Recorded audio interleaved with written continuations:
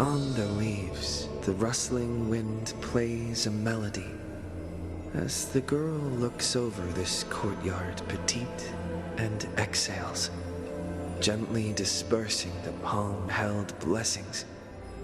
The entire yard is lit softly, like a dandelion bathed in sunlight. Is this courtyard a tad too small? It's okay, Clementine.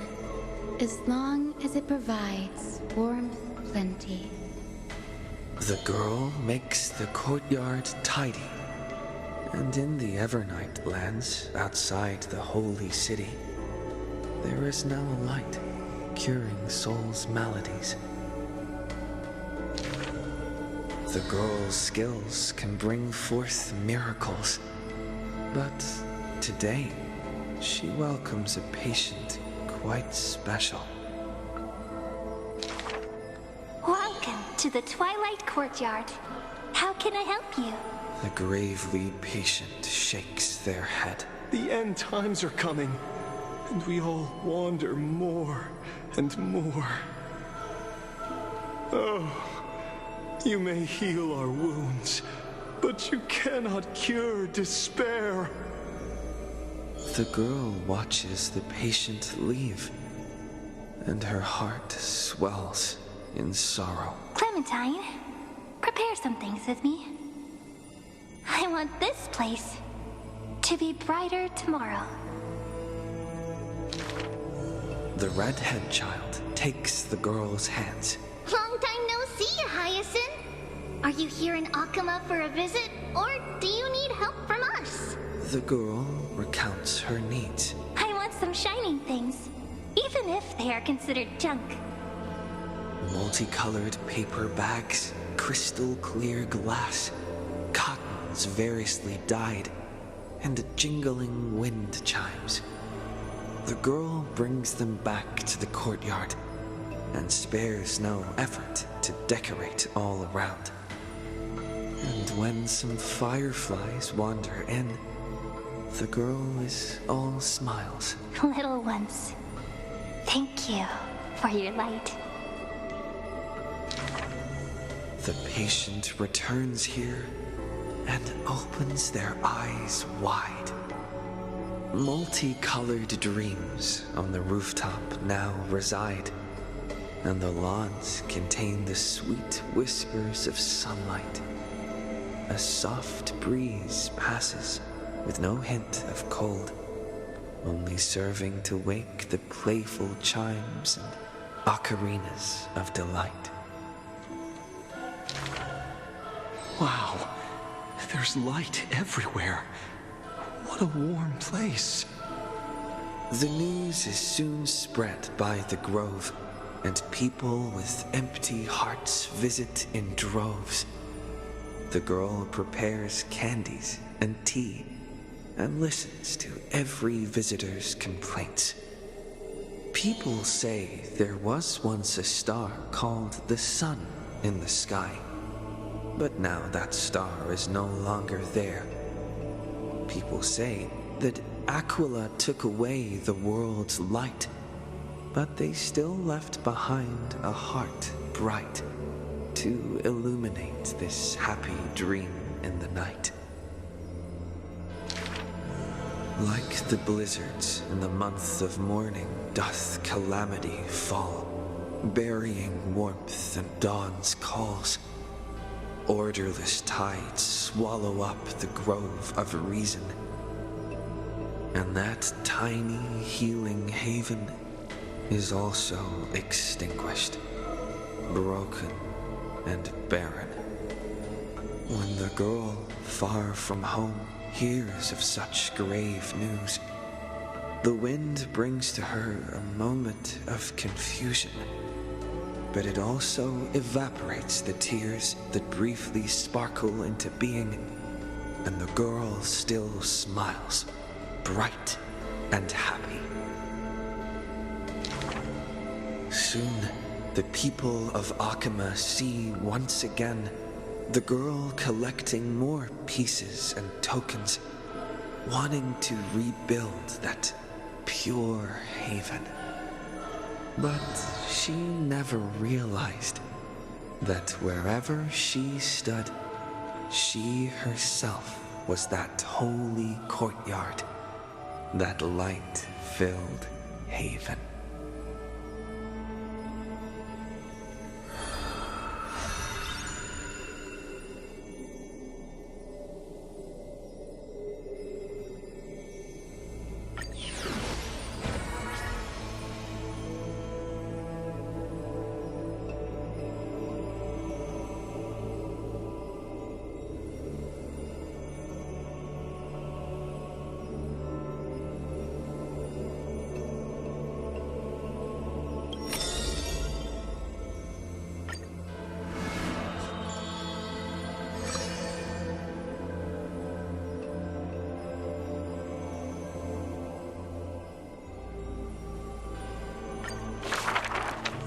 This is a tale buried in history.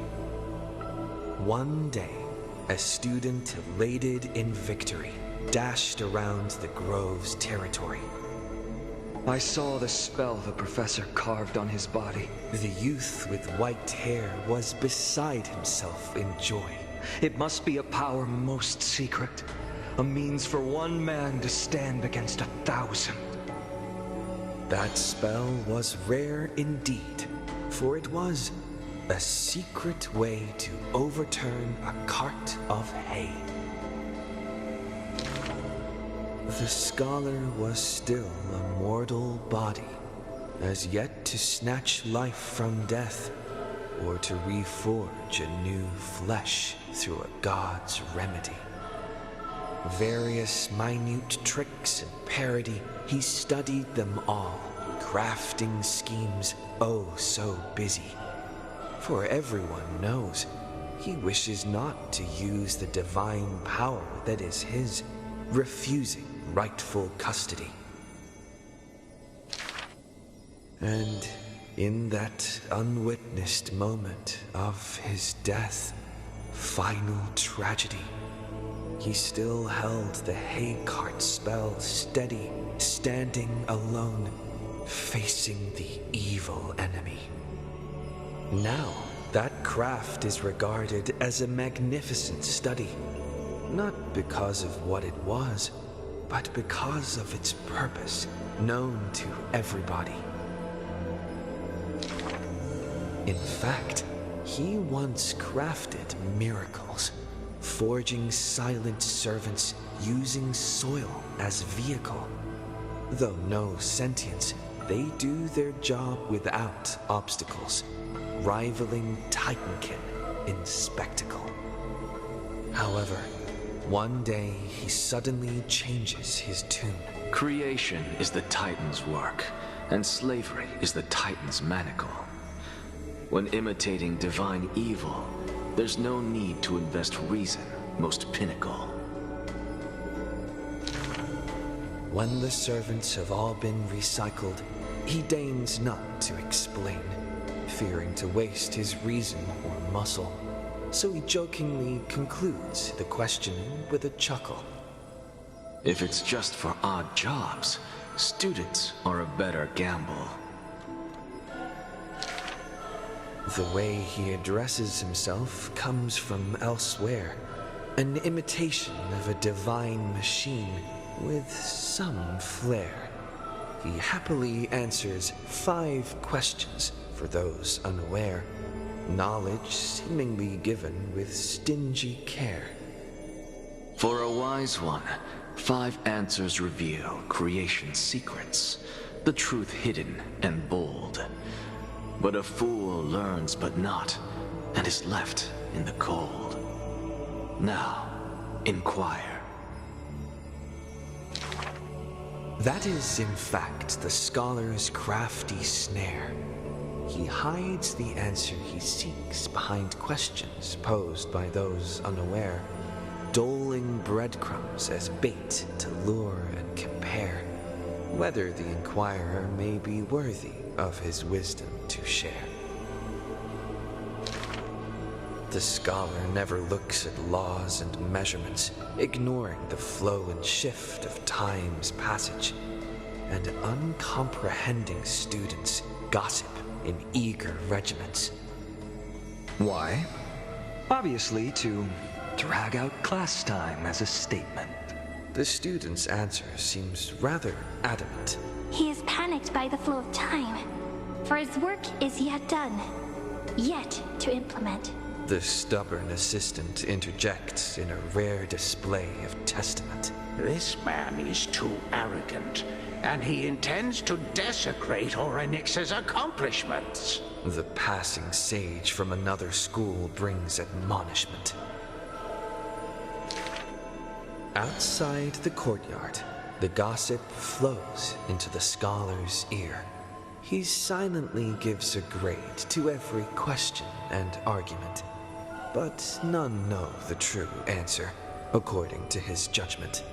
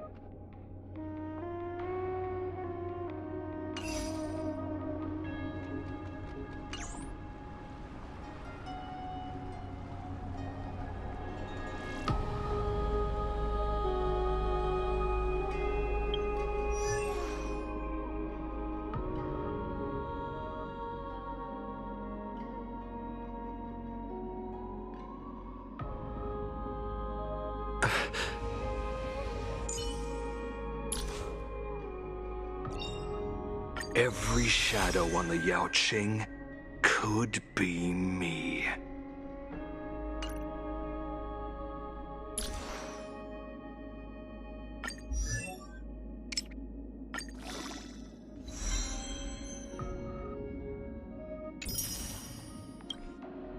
Violence is the ultimate means, and it is also my only means.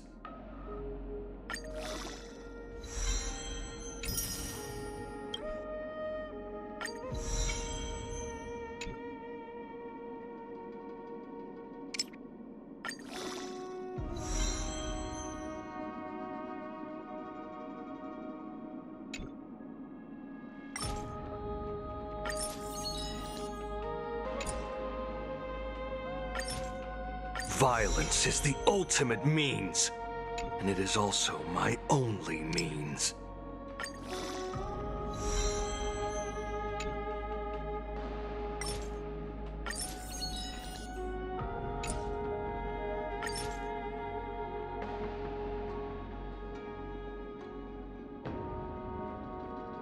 Violence is the ultimate means, and it is also my only means.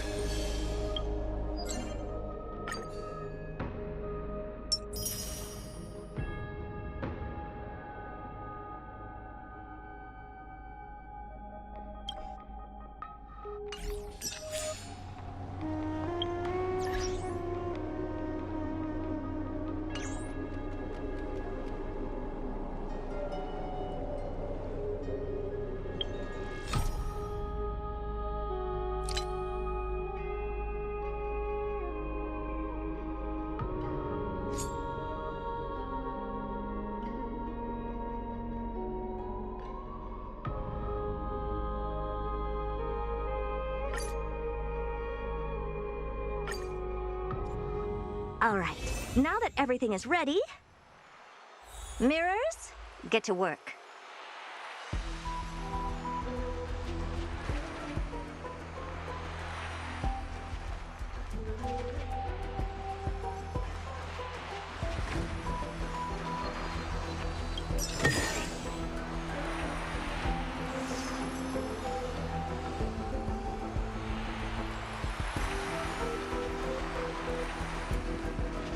Madam, watching you work has been an enlightening experience for me. It's hard to imagine that an outstanding scholar like you could maintain such a relaxed manner most of the time. Your calm and collected nature is truly a trait that I should learn. This brat. Why does everything that comes out of his mouth sound so snarky?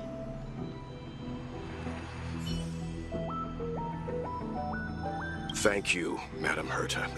Companions are the lifeblood of the Astral Express. When things are settled, we will repay you for all your help. Well, this young man sure is courteous.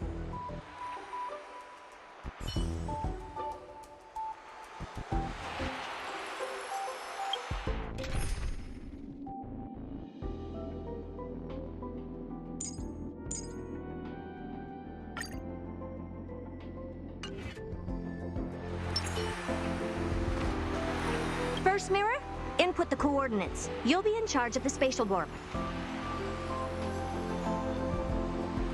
As you command, Madam Herta. The preparations are complete.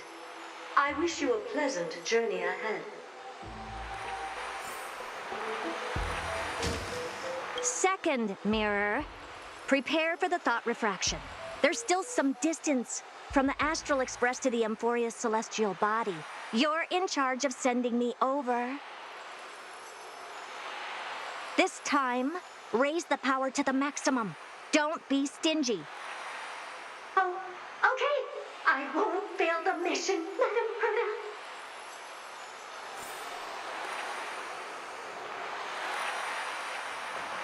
Third mirror, you're in charge of generating the data spirit entity. I'm happy to help, Madam Herta. What kind of appearance are you planning to use this time? Good question. Let me think. Forget it. Just use my own appearance. There's no one there that'll recognize me anyway. As you wish.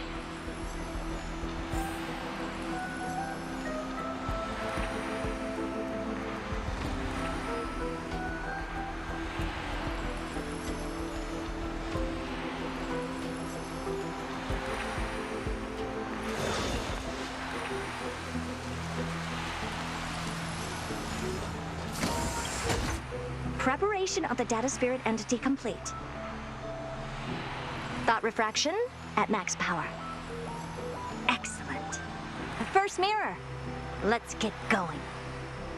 Have a safe trip, Madam Herta. May your journey yield good results. Coordinates input complete. Preparing to activate spatial warp. Destination, unknown celestial body, Amphorius. Spatial warp countdown. 5, 4, 3, 2, 1. Warp activated.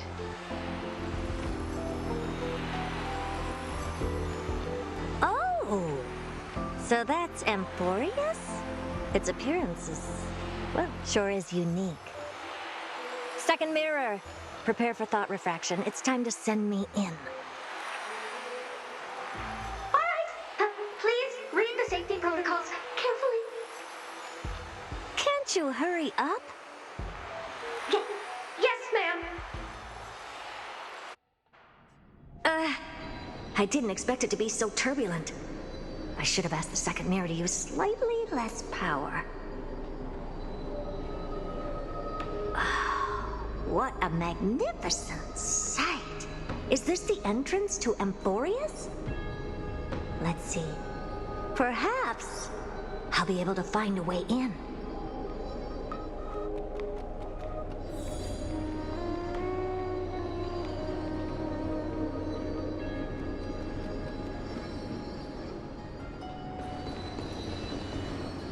What's this? A statue? It's ugly. I don't like it.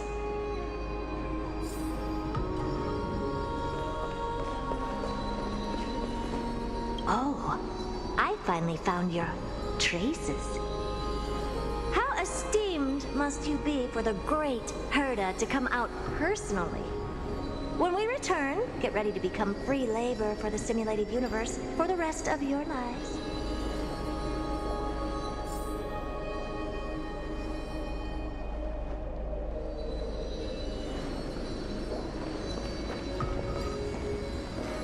What's this? How creepy. Oh, it moves? Who are you trying to scare? It's either a projection or a fake. There doesn't seem to be much to take note of. Now then, how am I going to get into Amphorius? My deepest apologies, esteemed lady. I'm afraid that you cannot proceed further. Who's there? Your visit, although not part of my calculations, is a pleasant surprise. It's a pity that the preparations are not yet in place to receive you with the hospitality that someone of your status deserves. Are you not going to answer my question? Who are you? I have many identities, and I'm going to have even more in the future. But if you just need a form of address, you can use my common alias. Lycurgus. Lygus. All right, Lygus. But you can't possibly think that I'm just asking for a name, can you?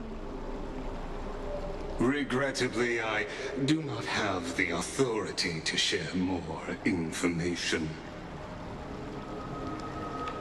However, standards are always flexible. While not violating the ultimate protocol, I'm able to disclose this piece of information. As you thought, this is the entrance to Amphorius. Now, please, kindly turn back.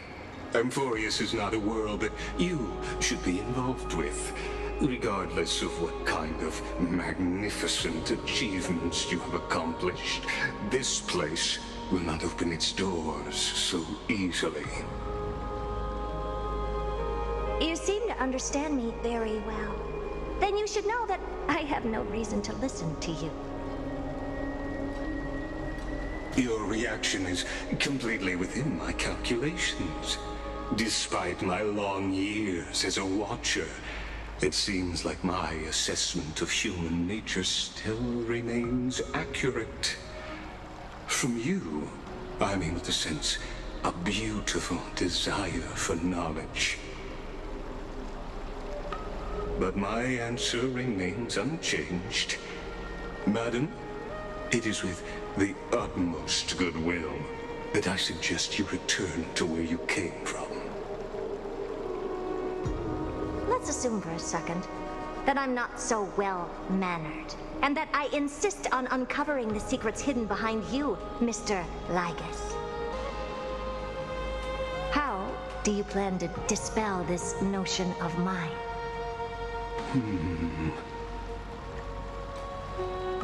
Within the scope of the ultimate protocol, there are 178,244 logic chains at my disposal to convince you. After filtering through them, I have determined that I only require 3 to attain the results that I desire. Oh? I'm all ears.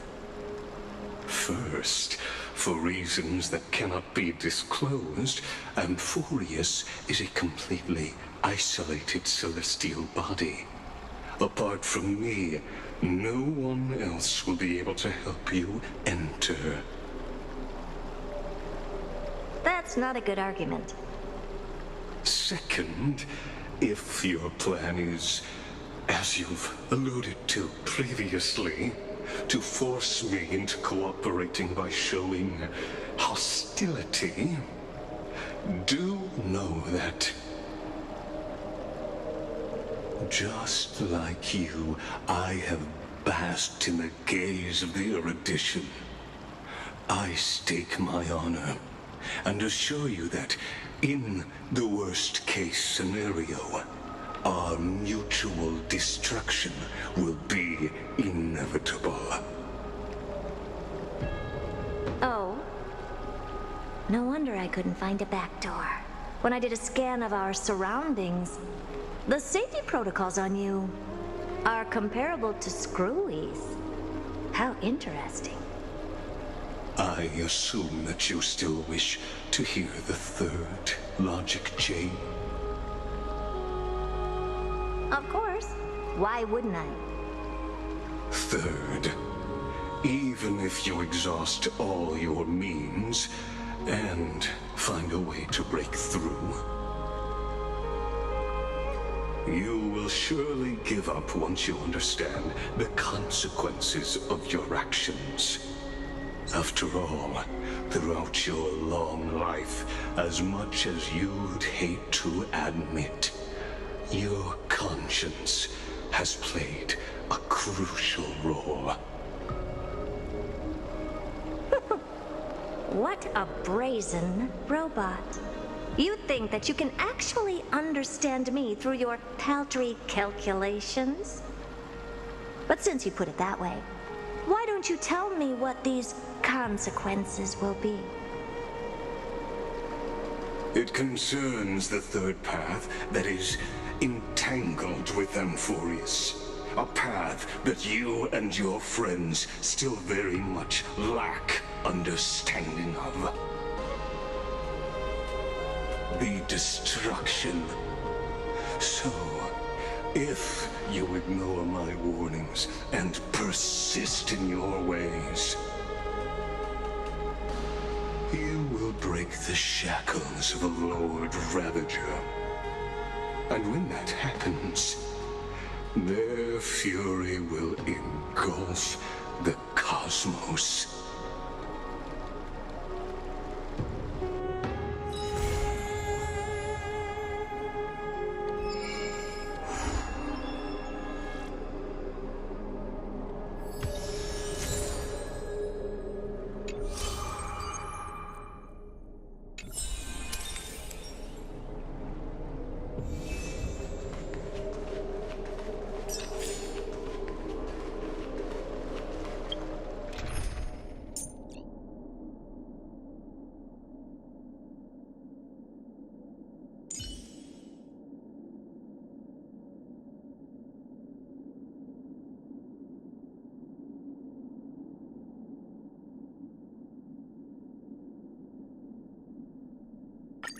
May the trailblazing journey always be accompanied by rippling waves.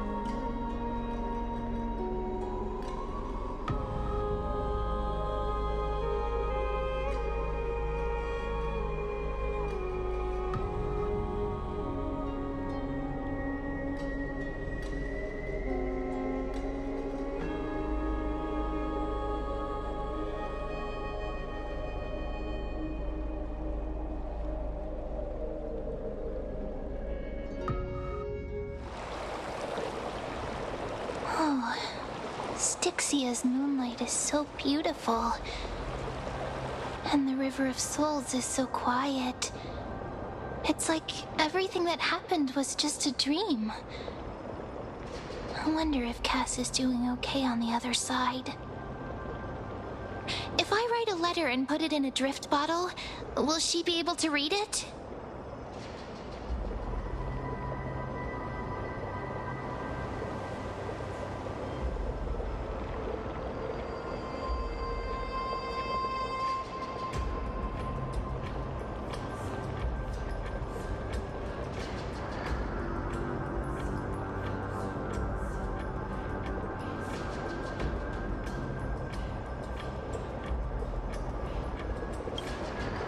No, this shouldn't be so depressing.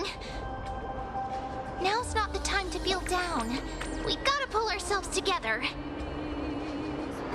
By the way, it was Miss Cipher who asked us to come here. But where has she gone? Huh?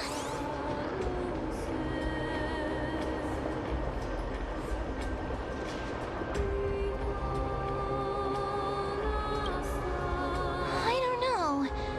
This aura feels so familiar.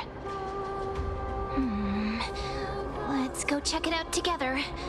Be very careful. I have a bad feeling about this.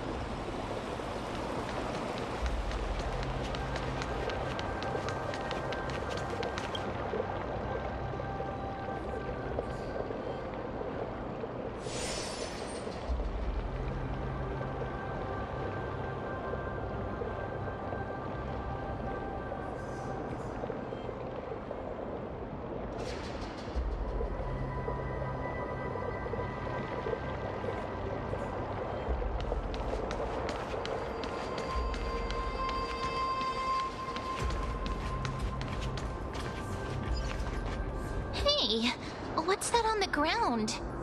Should we pick it up? Careful, careful. It's a piece of black cloth. Now, where have I seen this before?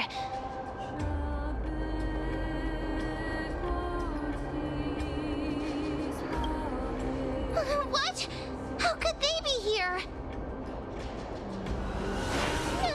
Mummy! Look out!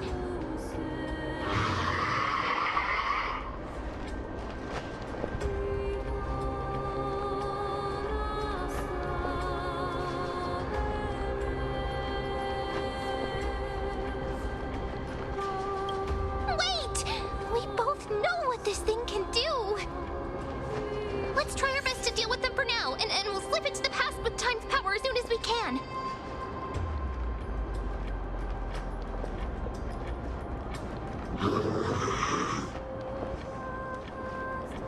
The River of Souls is full of fish, big and delicious. What?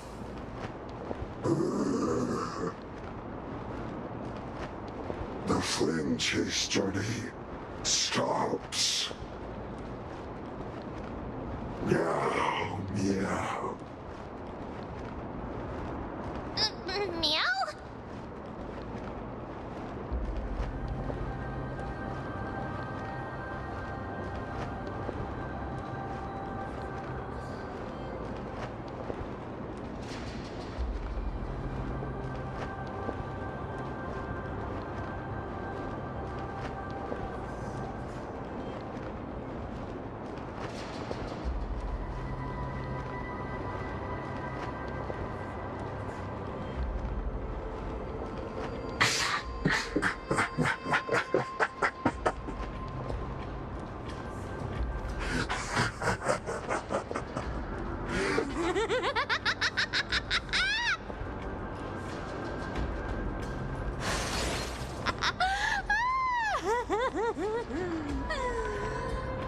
Sorry, I couldn't pass on the chance to give you two a good scare.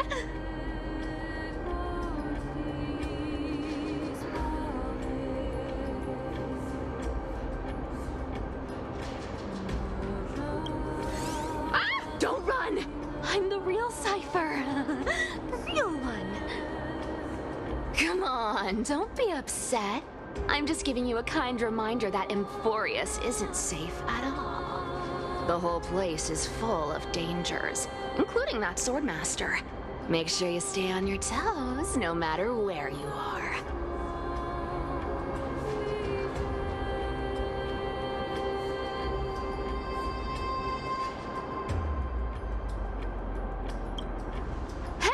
I'm just making it up to you. You're not gonna hold that over me, are you? So, was that a Flame Reaver disguise? Or a magic trick? It looked so real. Is that the power of the trickery demigod? Disguise? No.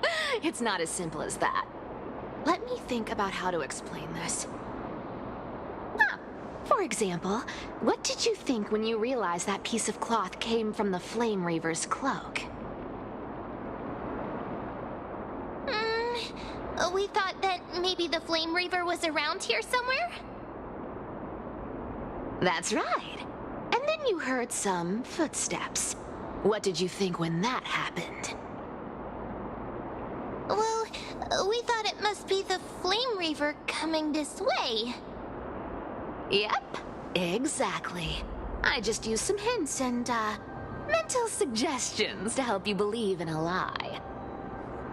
Lies are what Zagreus is best at. If everyone believes in a lie, then it becomes reality. Power to make lies into reality? That's got all my hair standing up.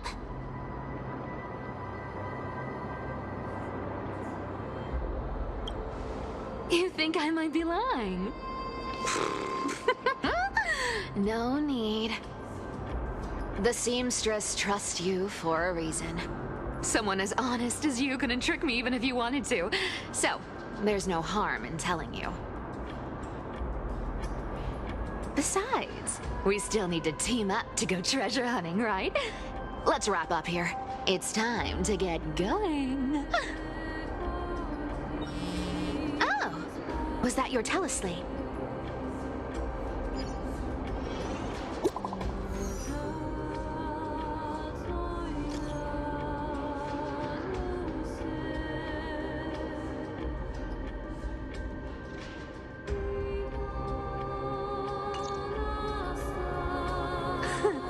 Aren't you a popular one? But I got to you first, so help me with the treasures, and then I'll send you two to the grove.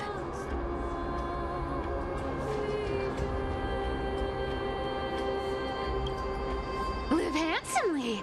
You mean spend all this money? That's so not why I hunt for treasures. Don't forget, I'm a demigod too.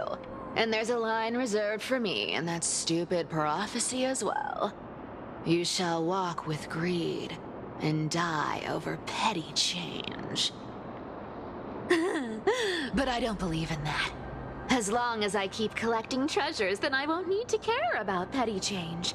And as long as I don't hurt other people when I get what I want, I won't be walking with greed. Right?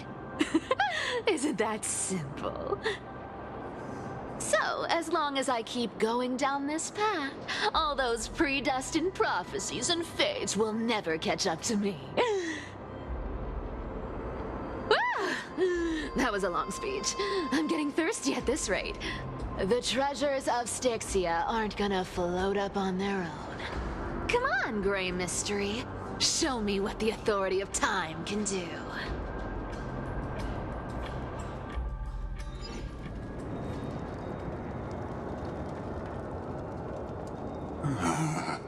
So, this is the car of the Astral Express you've spoken of. My repository of memories has been enriched with another fascinating piece of information.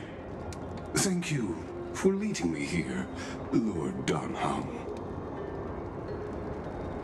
I'm surprised a council elder like yourself would be willing to journey so far to inspect the Express. Ackermans hold wisdom and knowledge in high esteem. If the citizens knew of your origins, I'm sure more would be intrigued by the trailblaze.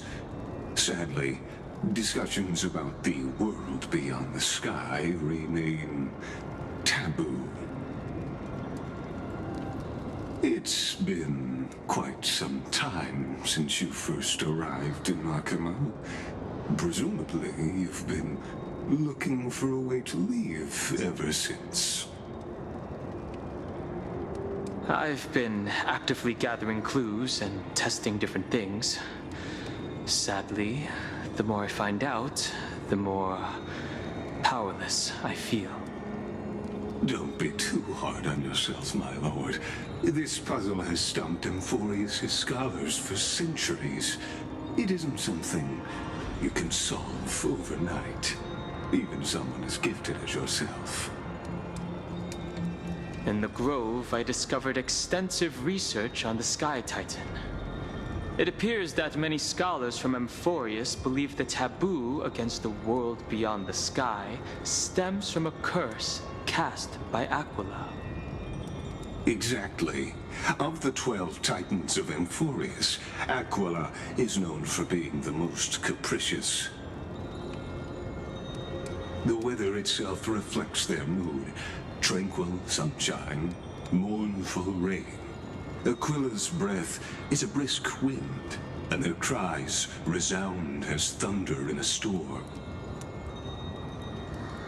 Additionally, Aquila is one of the 2 Titans whose core flames have yet to be returned.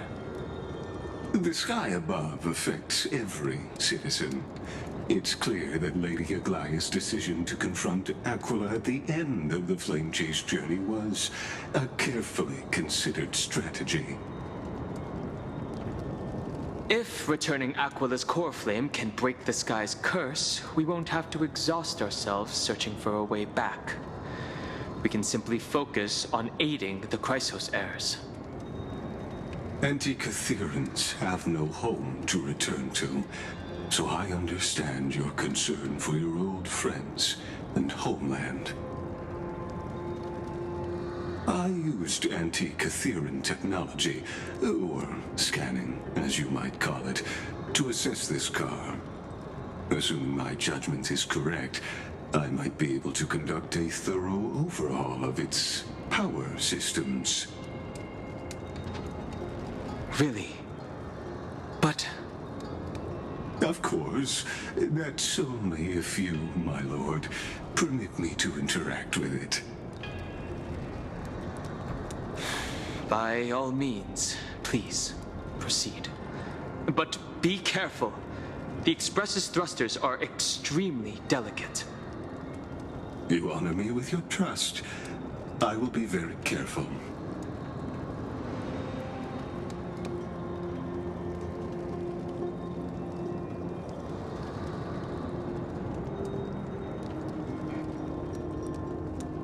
This is unbelievable. You seem to understand its structure perfectly. Have you repaired something like this before? Not exactly, but we anti-Catherians are inherently sensitive to machinery. Carefully endowed our kind with a unique advantage for analyzing and learning.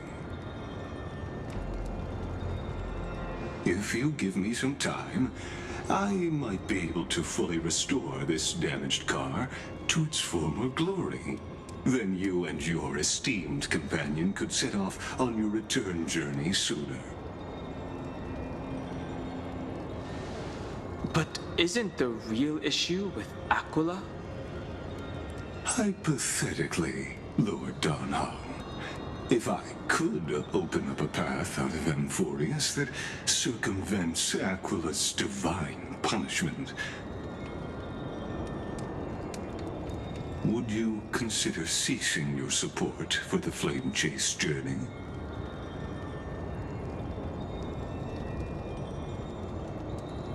I don't understand. Does the Council of Elders possess some secret means of counteracting divine punishment? It's best if you don't delve too deeply into that question, my lord. All you need to know is, I can make it happen. Maybe this is not a decision by the Council of Elders, but rather his personal wish. The crucial point is, if you and your companion are unwilling to halt your support for the Chrysos heirs, it could offend certain interests.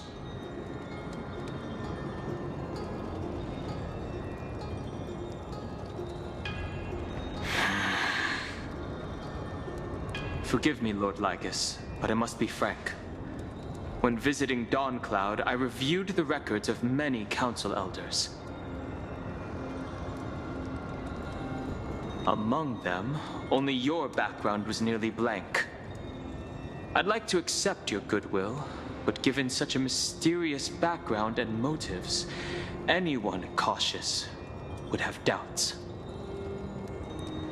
Your prudence impresses me, just as expected.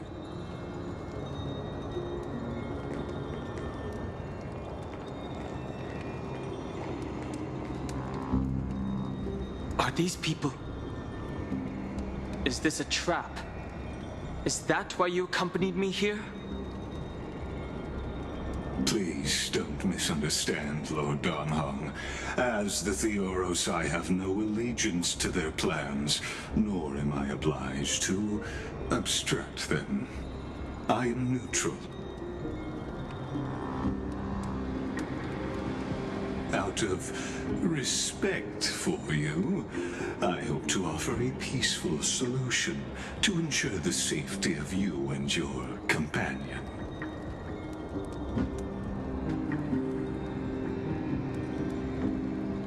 One against four, then. Just to confirm, if things turn ugly later, will you help? I will not. As I said, I remain neutral. Are you asking this because you plan to refuse my offer and continue supporting the Chrysos heirs? You weren't wrong about one thing, Lord Lycus. Indeed, we must try to return to our companions. But our companions now also include the flame-chasing Chrysos heirs. The Nameless cannot and will not ignore the fate of our companions. So I see. This is what you call trailblazing. When I asked if you'd help, I meant the ones who need help are them.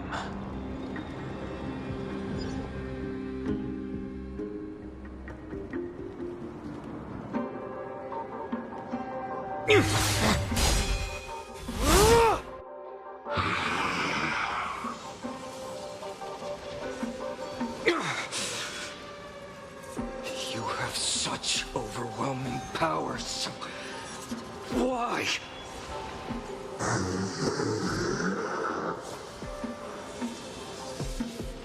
Answer me!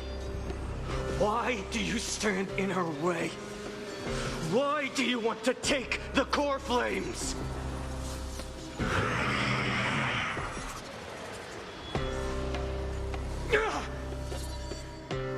Oh no! He can't hold on anymore! Drag him back here, friend!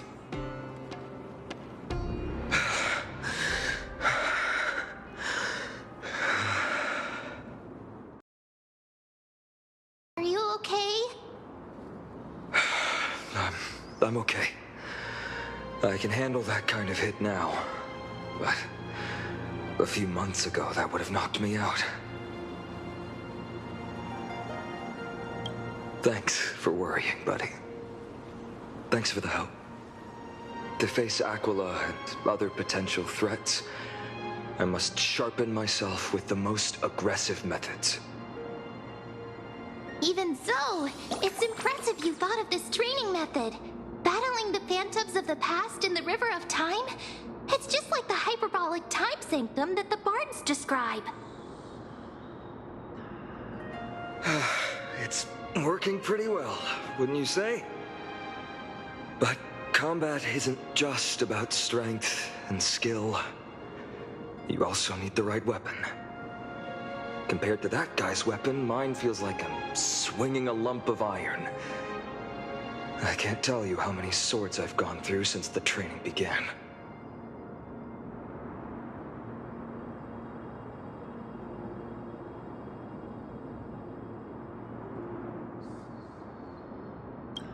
Don't worry, I've already arranged that. Of course I need him. I asked him to make a suitable divine weapon for me. It's a little embarrassing to say this, but in order to help me, he deliberately turned down all other business. Oh, Cartonis is part of this flame chase journey after all, full of energy. Thinking about how he's been recently, maybe you're right. But, Phainon, I've been somewhat concerned about you. Lately, you seem more and more fixated on that Swordmaster in black. That's quite the sudden shift in topic. I've been holding this question in for a long time. You're getting stronger, but seeds of unrest are also growing in me. Don't worry. I'm not wielding my sword for revenge. He's been through Nikador's trial and understands. Those who can't walk out of the shadows of their past are ultimately weak. Times have changed. The responsibility I bear is both precious and fragile. I wield my sword for the future of Amphorius. I will not let hatred cloud my judgment again and neglect my duties.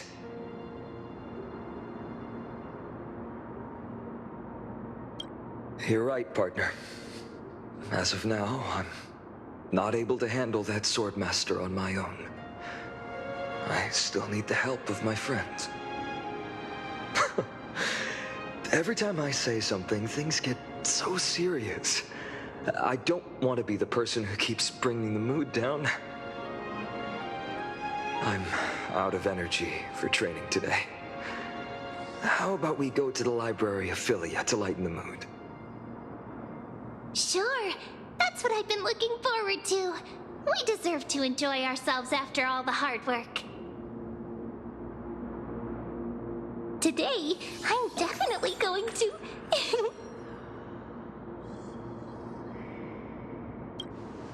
Oh, great idea! However, that would mean no more reasons to visit the Grove. That's the charm of this place. You can find whatever you're into here. The three of us might not be into scholarly books, but we could still spend an entire day at the Library of Philia.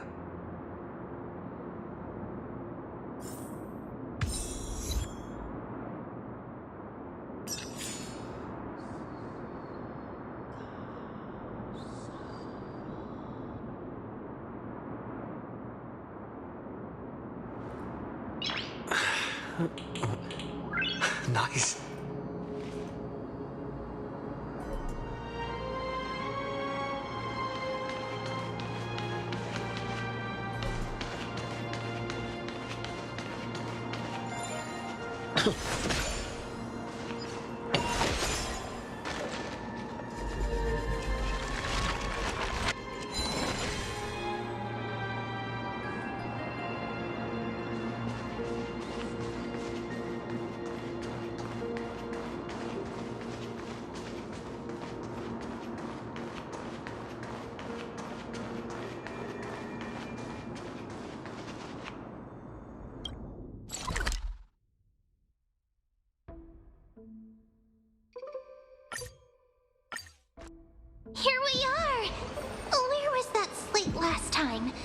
Is it here?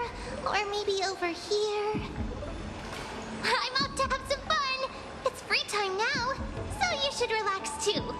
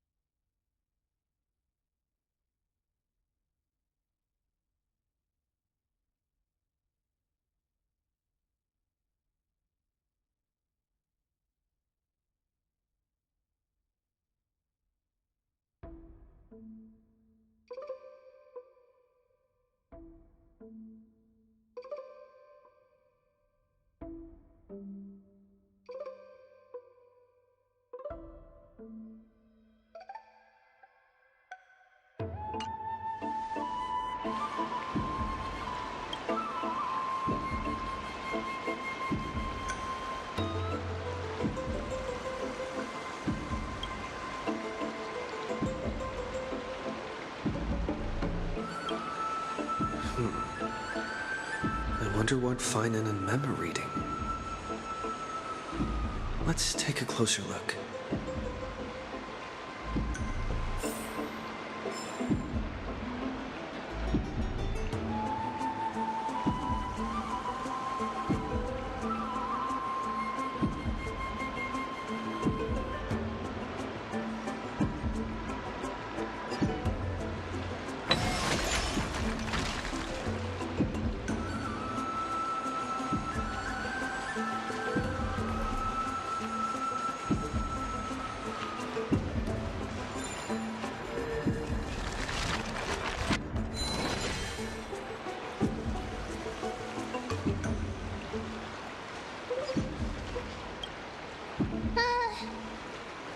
Month of cultivation, curtain fall hour, a time to feast on grains, but poor time for fishing.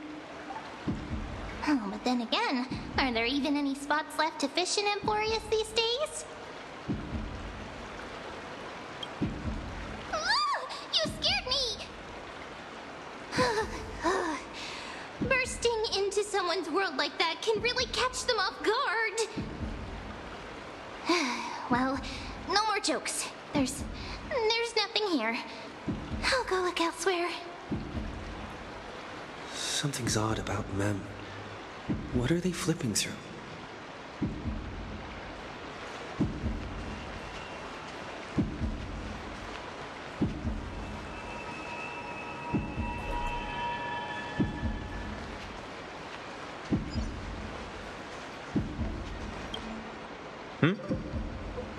Well, I thought I felt a draft just now.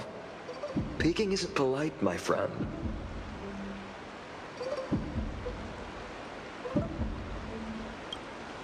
You could have just asked.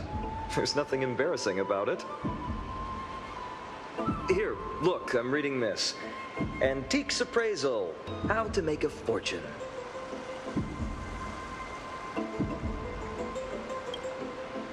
You didn't know? After all this time we've known each other. That pains me. I've spent a lot of time pondering how Aglaya became such an effective leader. Beyond the intangible qualities like personality and ethics, a major reason is her family wealth. That's the perk of growing up in a big city, isn't it? For those of us in the sticks, luck doesn't come as easily. It's 30% grind, 70% fate.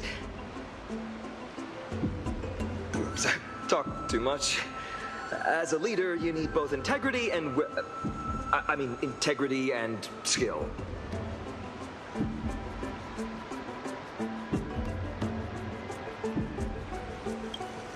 I've spent a lot of time pondering how Aglaya became such an effective leader. Beyond the intangible qualities like personality and ethics, a major reason is her family wealth.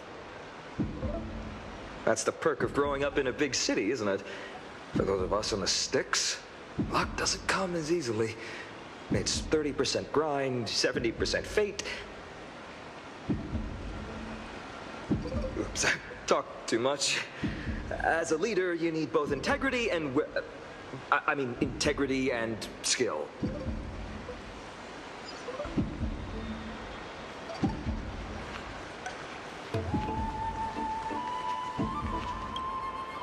Oh, these cards are so detailed and fine. Ruler, weaver, traveler, healer. But the interpretation for each card is so long. Do I have to memorize them all?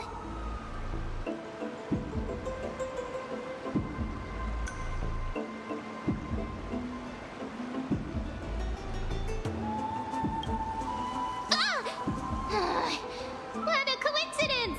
We meet again. Guess we're fated to be together, huh? But you must be busy, so I won't bother you for now. Hope your day, every day, is joyful. So suspicious. Not like their usual self.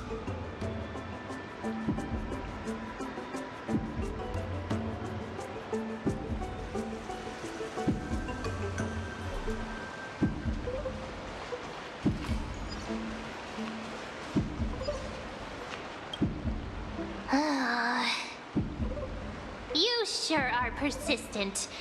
All right. I'm totally helpless against your charm. What are you guys chatting about? Is this the Amphorius Divination Compendium? Why are you here too? Sorry, seeing you two chasing each other around, I suddenly found my book not that appealing anymore. Never thought Mem would be into divination. But it's not exactly a niche hobby. So why all the secrecy? I wanted to set up a surprise. stir it in secret and give you all a shock. But getting caught halfway through, it's only natural I'd feel shy. A girl's heart is more delicate than Aquila's ever-changing moods. A surprise, huh? Someone else used to tell me the same. She was really good at stargazing and divination, especially with cards. Yeah, just like the ones you're looking at. And you must be pretty familiar with all sorts of divination techniques with a friend like that. No, I know nothing about it. I've never really believed in using cards or bones to predict the future. If the good omens foretold by divination were true, my hometown, Heidi's Elysiae, wouldn't have disappeared. Don't forget, we've got Lady Trina. Every other form of divination is just smoke and mirrors or cleverly rehearsed tricks compared to her flawless prophecies.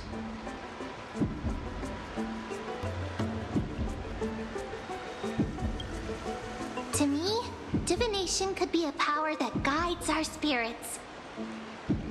Fate always casts a shadow in front of us, clouding our view of the future. That's why people turn to divination. It's just to find a small reason to give them courage to face the unknown.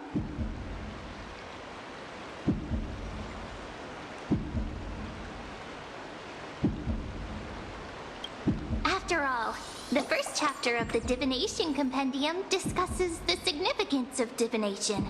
I'm just expanding on that a bit.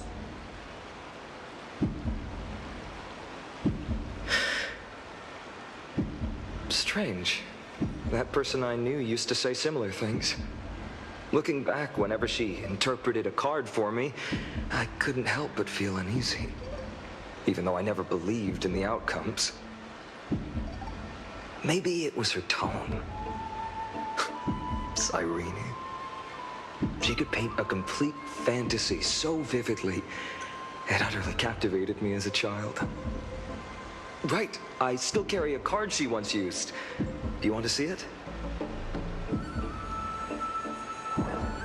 Oh, wow! It's so exquisite! I'd love to have a card like that.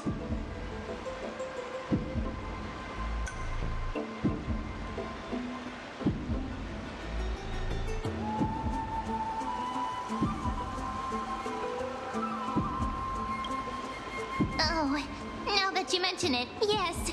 It would be even better if it were made of, say, crystal.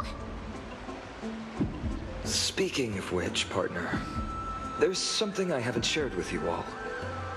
Remember our first trip to the Temple of the Three Fates? The riddle that Orynyx posed to us?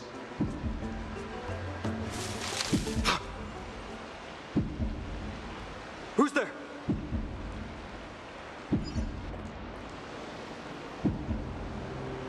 You are...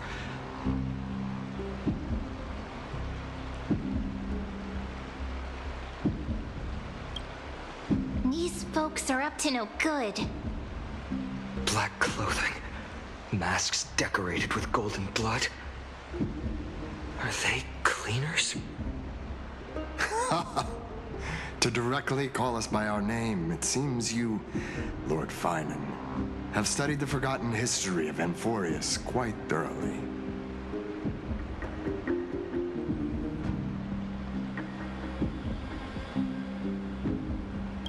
Your friend seems quite interested in us.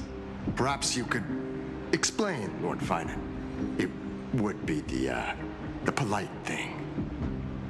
We can't let our esteemed guests pass away without understanding. During the Chrysos War, to combat the Chrysos heirs, several cities formed an underground assassin squad called the Cleaners. Their task was to erase anyone with golden blood from existence. Assassination, poisoning, political persecution. They would do anything to achieve their objective. Now, this historical perspective seems biased. glossing over the Chrysos heirs' abuse of divine powers and their blatant initiation of war in order to defame our predecessors. Could you disclose the name of the author behind this popular legend, Lord Finan? I'd hate for the innocent children of Akama to be tainted by such slanted narratives. You should have stayed buried in the dust of history. The Citizens' Assembly has once again legitimized the mission of the Chrysos heirs. But as for you, not one citizen would cast their vote for you. Executioners lurking in the shadows. What does it matter? We've long since stopped expecting to be understood. People have become too accustomed to peace, and they've forgotten the disasters that arose from allowing generations of the Chrysos heirs to rule. Complete nonsense. Did you really travel all the way to the Grove just to have an argument? I enjoy dealing with people as straightforward as you, Lord Finan. You've probably figured out why we've come before you.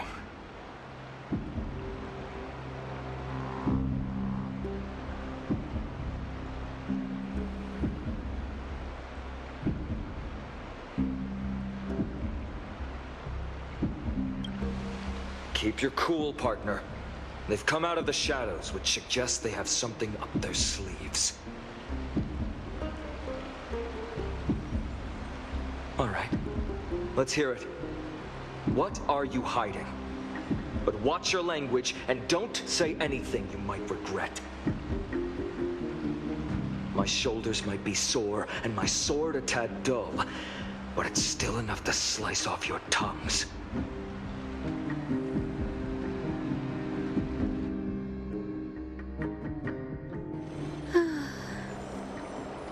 How's it going, Cinny? This place fits, doesn't it?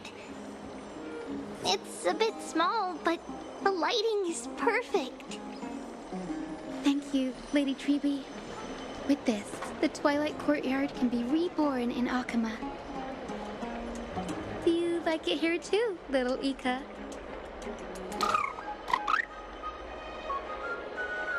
It's so bright here. Maybe you should rename it? How about Luminous Courtyard? Lady Treeby makes a good point.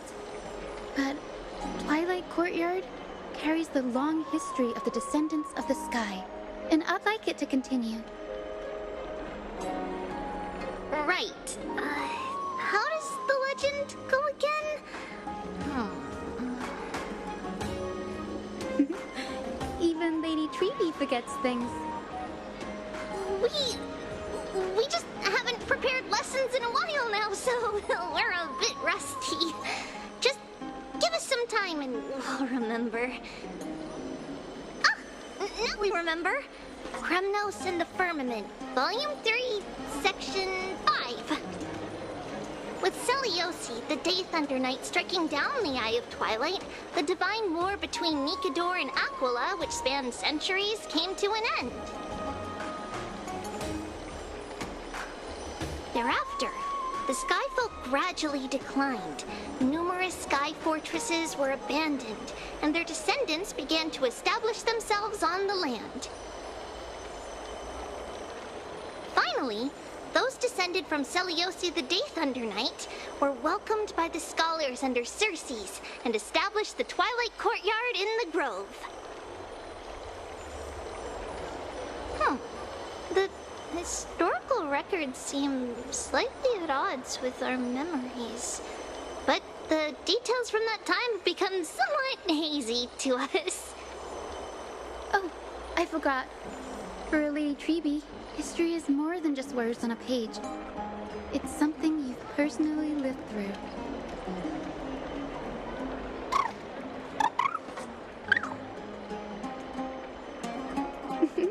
Little Ika loves listening to the stories from the legends. I'm sure you're also imagining one day you'll be as awe-inspiring as the winged beasts by Celiosi's side. That day will come. I believe it. Just keep growing. Lord Crediros? Miss Hyacinth. And Lady Treby. Good to see you're doing all right. I heard from the citizens you were nearby and came to check.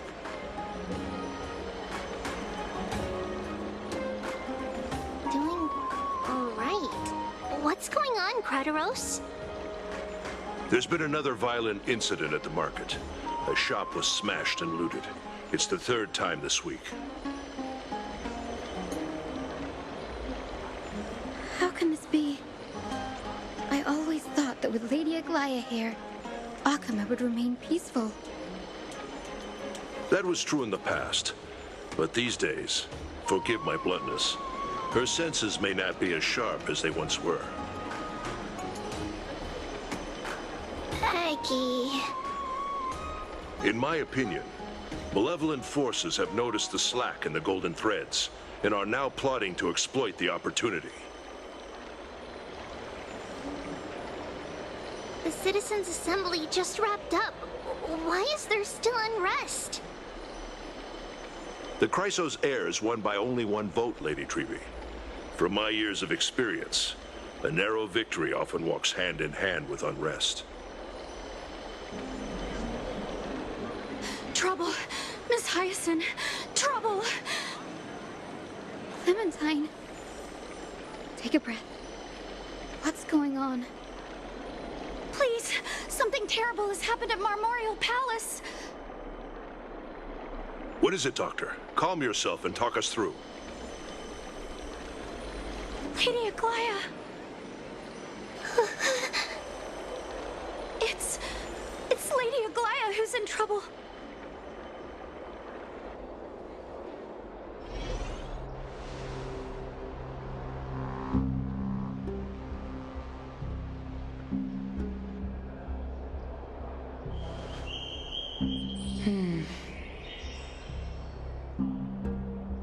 I still remember.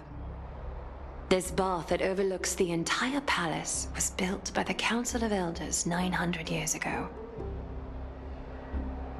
Its purpose was to commemorate the first flame chase journey and to remember the heroes who made great sacrifices for Amphorius a millennium ago. Rules were set then. No one was allowed to enter, apart from guests invited by the Gold Weaver.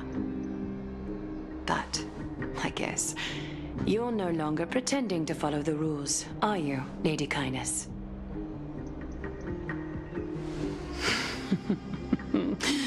Aglaya, Aglaya.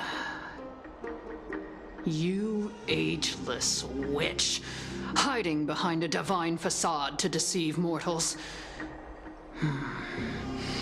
We've been far too kind with you. Kind? There's no need to use such a word to cover up your incompetence. Anaxagoras humiliated all of you before the citizens. If you still had any shred of shame, you'd throw yourselves from dawn cloud at the curtainfall hour to salvage the last fragments of your dignity. Demigod, why not gaze into the water's reflection and see the wretched face you wear now? These days you're not only blind, but also deaf. The cleaners were born for this moment. When all orders, rules, and laws fail to restrain you, it's time for the dagger to pass judgment. If you're in such a hurry, give it a try. Going toe-to-toe with a demigod? We're not that foolish. The dagger isn't at your throat, but...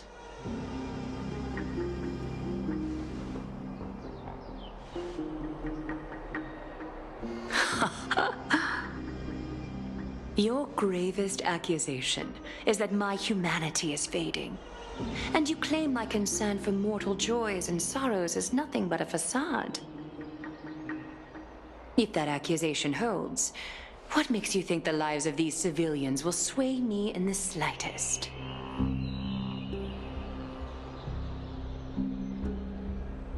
Fine. I'll gladly use a few more words to shatter that demigod facade of yours. Like I said, you're not only blind, but deaf too. Lately, your control over Akuma has weakened. You failed to notice the thefts we arranged in the market, nor did you catch wind of the meetings happening in the Tromas workshop. Plots are unfolding right under your nose, yet you remain indifferent. Humanity? Fading? Aglaya, why not use your precious golden thread to peer into my thoughts? See if the gift we've so meticulously prepared for you can move that cold demigod heart of yours.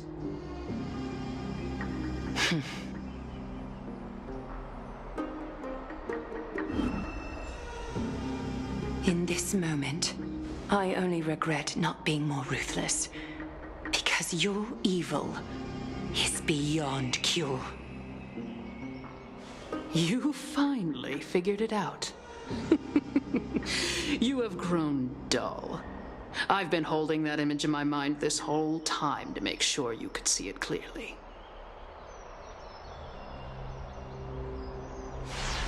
I want you to have this knucklebone talisman, Big Sis. I hope it brings you luck every day and keeps you safe from bullies. That girl who can't speak or hear, what if she accidentally lost her eyes too? You know better than anyone what it feels like to lose your sight. Imagine if 1,000 years ago you, already blind, had also lost your voice and hearing in your youth. Would you still have become the Aglaya you are today? Look at those broken, pleading eyes. How disappointing. We overestimated your cunning. If this plan fails, we still have dozens of splendid parting gifts prepared. Demigod, would you like to hear about them? I thought I could buy some more time. In these 1,000 years, I've witnessed the fall of 10 titans. From my naive arrogance at the beginning to slowly learning how to guide others.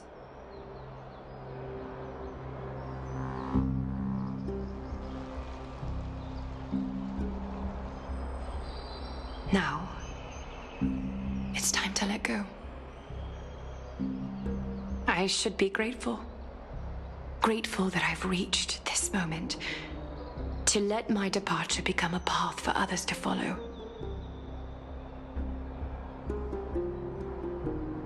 Have I done enough?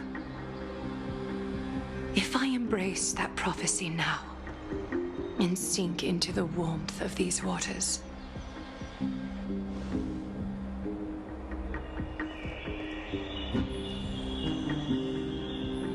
will the wandering wind stop to mourn me, Cyphra?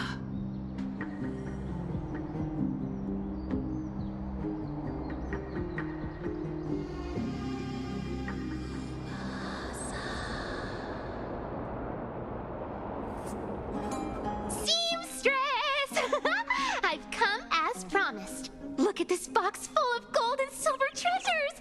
I bet there's stuff here you've never seen. Come on! As we agreed, I want to buy the most valuable clothes you have. Little thief! You've got some nerve, barging into my shop dressed in those tattered rags. What have you brought? Let me see. Here, take a look. Only the finest goods. See the sapphire? It's even more blue than Fagusa's eyes. Such exquisite luster. I've only seen an ocean's tear of this quality in my mother's treasury. Wait. You've seen one before? And here I thought I'd leave you speechless. What a letdown. It's just an old memory. My family estate all burned to ashes long ago. This workshop is what I built from scratch. Wow! A daughter rebuilding her family business. How admirable. Enough with the jokes. At least you did get to enjoy those luxuries. Mind your manners, Kitty. Tell me, Cyphera, where did you come from? And how did you acquire these treasures? I won them fair and square in a bet. What? Do you doubt me? Speak up, seamstress. Give me a straight answer. Do you want these or not? Strange.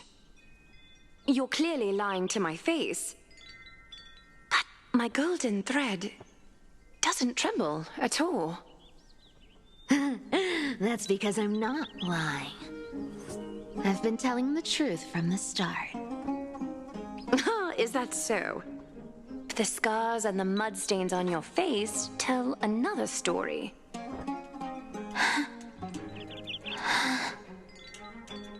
Come on. Can't we just do business without all this chatter? Don't worry. I didn't leave any evidence, so no one will bother you. How can I trust a word you say when you're so skilled at lying? Dealing with you rich people is such a pain. Always wasting my time. Fine, if you don't want it. There are plenty of others who do. Hold on. Your treasure? I'll accept it. But these alone aren't enough to purchase the Gold Weaver's finest clothes. That said, I do have something that would suit you perfectly. Oh. What do you have in mind? Look. Come a bit closer. Oh, it's shimmering gold. Absolutely stunning. These golden boots are the Gold Weaver's greatest treasures. Though not as valuable as the most precious gowns, they hold a magical power. Legend has it that Zagreus blessed these boots, allowing anyone who wears them to move swiftly and silently. Put them on, Cyphera. Then don't get caught again. A face as lovely as yours deserves better protection.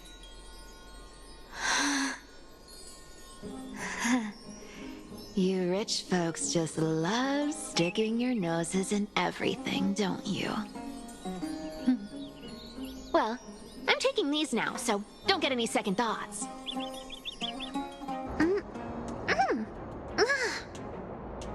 What's wrong? Do you have a smaller size? These are way too big for me.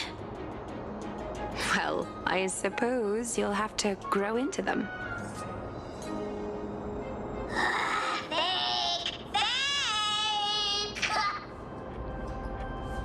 Do you have to interrupt me in the middle of my story?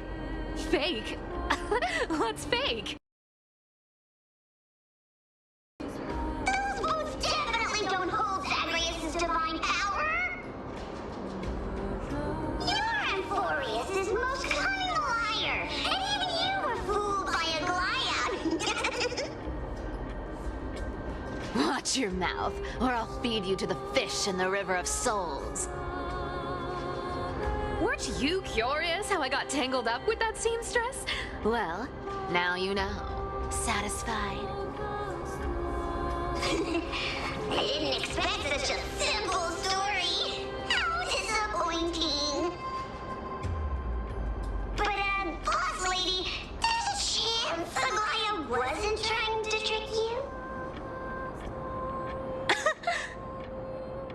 you're defending her. No. I just think the story's so moving, it'd be a shame to ruin it with a lie. If I could cry, I'd be in tears right now. Good thing you've still got a sharp tongue, or you'd have been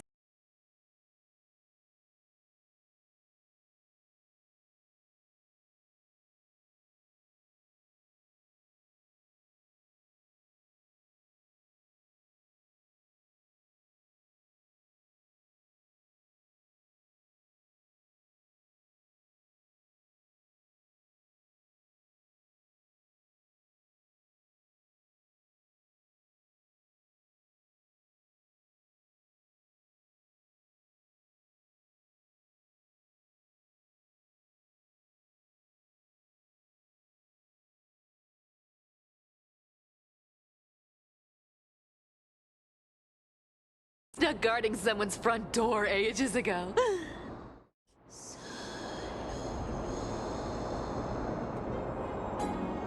Seamstress! I've come as promised. Look at this box full of gold and silver treasures. I bet there's stuff here you've never seen. Come on! As we agreed, I want to buy the most valuable clothes you have. Little thief! You've got some nerve, barging into my shop dressed in those tattered rags. What have you brought? Let me see. Here, take a look. Only the finest goods. See the sapphire? It's even more blue than Fagusa's eyes. Such exquisite luster. I've only seen an ocean's tear of this quality in my mother's treasury. Wait, you've seen one before? And here I thought I'd leave you speechless. What a letdown. It's just an old memory. My family estate all burned to ashes long ago. This workshop is what I built from scratch. Wow, a daughter rebuilding her family business. How admirable. Enough with the jokes. At least you did get to enjoy those luxuries. Mind your manners, Kitty. Tell me, Cyphera, where did you come from? And how did you acquire these treasures? I won them fair and square in a bet. What? Do you doubt me? Speak up, seamstress. Give me a straight answer. Do you want these or not? Strange. You're clearly lying to my face. But my golden thread doesn't tremble at all. That's because I'm not lying. I've been telling the truth from the start. Is that so? The scars and the mud stains on your face tell another story.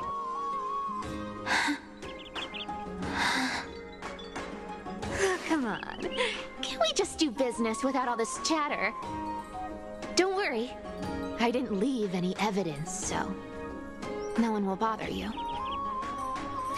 How can I trust a word you say when you're so skilled at lying? Dealing with you rich people is such a pain. Always wasting my time. Fine, if you don't want it. There are plenty of others who do. Hold on. Your treasure? I'll accept it. But these alone aren't enough to purchase the Gold Weaver's finest clothes. That said, I do have something that would suit you perfectly. Oh. What do you have in mind? Look.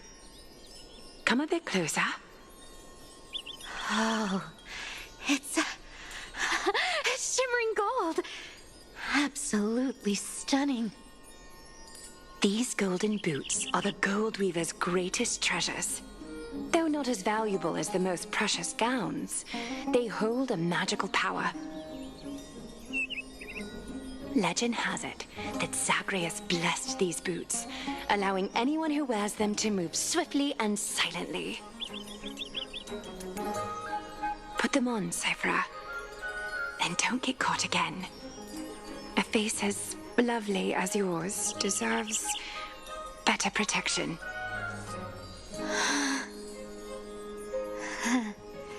You rich folks just love sticking your noses in everything, don't you?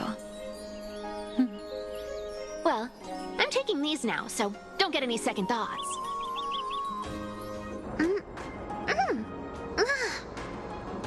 What's wrong? Do you have a smaller size? These are way too big for me. Well, I suppose you'll have to grow into them.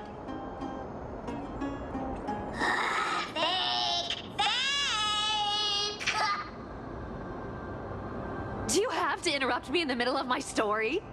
Fake? What's fake? Those boots definitely don't hold Zagreus' divine power! You're Amphorius' most cunning liar, and even you were fooled by a Glion! Watch your mouth, or I'll feed you to the fish in the River of Souls. Weren't you curious how I got tangled up with that seamstress?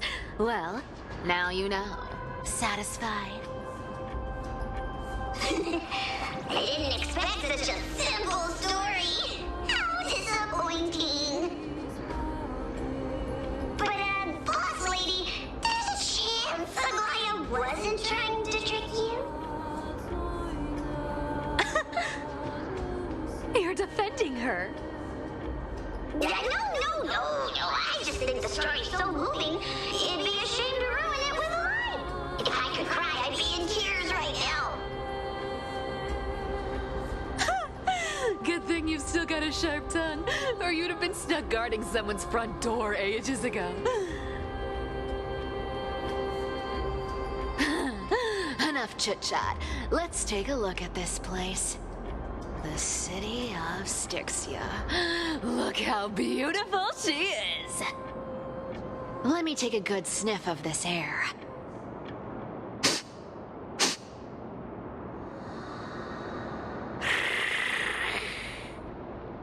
This air, it's filled with the scent of treasure everywhere. Wonderful! Just wonderful. Thanks to Castorus and Grey Mystery, the ancient city's barrier was finally dispelled. Now that I think about it, helping them was well worth it. Time for treasure hunting, Barto! Lead the way, and whatever we find, we'll split 80-20. Well, I have a suggestion. How about 70-30 instead? Listen closely. Do you hear that? The gnawfish in the River of Souls are growling with hunger. 80-20 it is! How generous you are, boss lady Cypher! Anyway, what's with all this water? It's damp, cold, and miserable here. I hate it. Ooh, the mighty demigod of trickery! Uneasy around water? You wouldn't understand. The people of Dolos are talented in many ways. Just, not in swimming. Why don't we have a race? Long distance, sprint, or laps? Take your pick. What's got you so worked up? Relax. Who would have thought the fearless Lady Cypher was afraid of water? Cats hate getting wet. What's so hard to understand about that? Now, hurry up and figure out a way across, or I might have to reconsider our split. Don't rush me! Let me take a look around! Got it! Let's use that thing! Come on! Follow me, boss lady! Not a good imitation. I'll play along. Let's see where this goes, Bartolos. Tell me, how did you hunt for treasure when I wasn't around, boss lady? Trying to trick me into saying something. Not a chance.